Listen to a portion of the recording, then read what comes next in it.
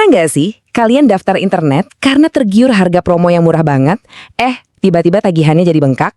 Tenang, kalian nggak sendirian kok. Hari ini kita bakal bongkar tuntas kenapa ini bisa kejadian dan gimana sebetulnya dua model harga yang beda banget ini bekerja di Indonesia. Yuk kita mulai. Pasti familiar banget kan sama rasanya? Beberapa bulan pertama, wah tagihan aman banget di kantong. Tahu-tahu tanpa ada angin, tanpa ada hujan, angkanya melonjak drastis. Nah, rasa kaget dan kesel inilah yang mau kita bahas. Kenapa sih kok bisa begini?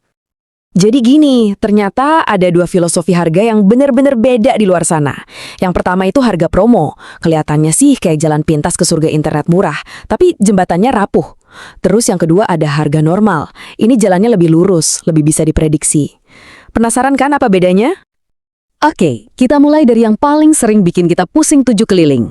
Jebakan promo.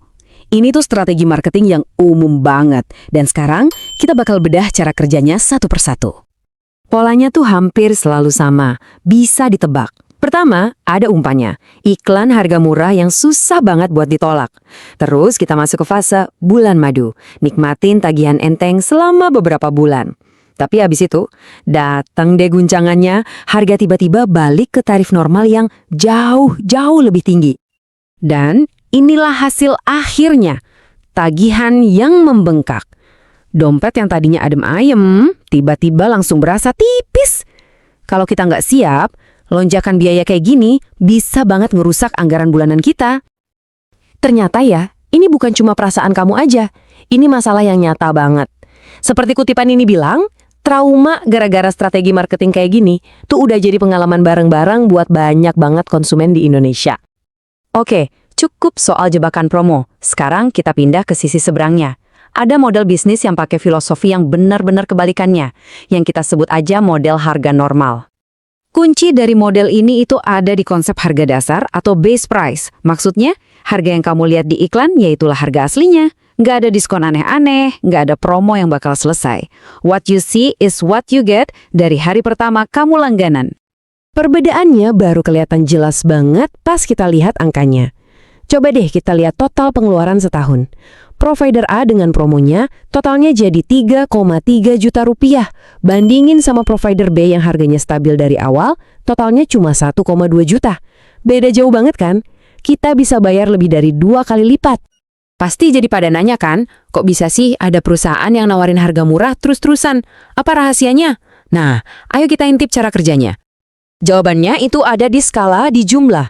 Jadi daripada nargeting sedikit pelanggan kaya, model ini justru ngincer pasar yang gede banget. Sekitar 25 juta rumah tangga di Indonesia yang belum punya internet stabil. Inilah inti dari strategi mereka, yang sering disebut permainan volume atau volume game.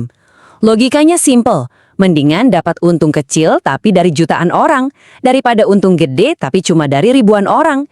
Inilah yang bikin harga murah mereka itu masuk akal dan bisa jalan terus. Nah, untuk pasar yang besar ini, ada satu angka psikologis yang penting banget, 100.000 rupiah.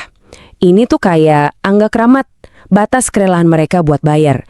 Kalau harganya naik jauh di atas angka ini, ya mereka bakal berhenti langganan. Jadi mempertahankan harga ini tuh jadi kunci hidup matinya bisnis mereka.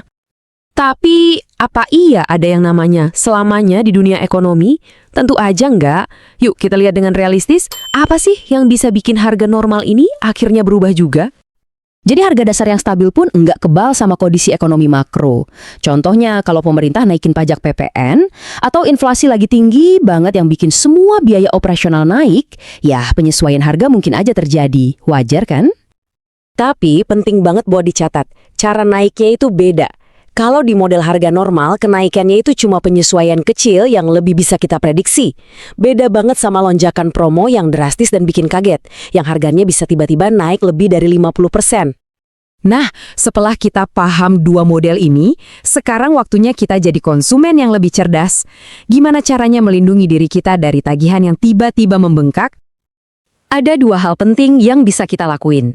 Pertama, dan ini wajib, selalu baca kontrak baik-baik. Cari tuh ada nggak tulisan harga promo berlaku sekian bulan. Kedua, jadi pelanggan setia itu seringkali ada untungnya. Banyak provider menghargai pelanggan lama dan mempertahankan harga awal kamu selama kamu nggak putus langganan. Kutipan ini benar-benar ngerangkum filosofi di balik model harga normal. Tujuannya simpel, ngasih ketenangan pikiran biar kita sebagai konsumen nggak stres mikirin tagihan yang naik turun setiap beberapa bulan sekali. Pada akhirnya pertanyaannya balik lagi ke kita masing-masing. Saat milih layanan buat anggaran kamu, mana sih yang lebih berharga? Diskon gede sesaat yang penuh resiko dan bikin was-was, atau stabilitas jangka panjang yang ngasih ketenangan pikiran? Pilihan ada di tangan Anda.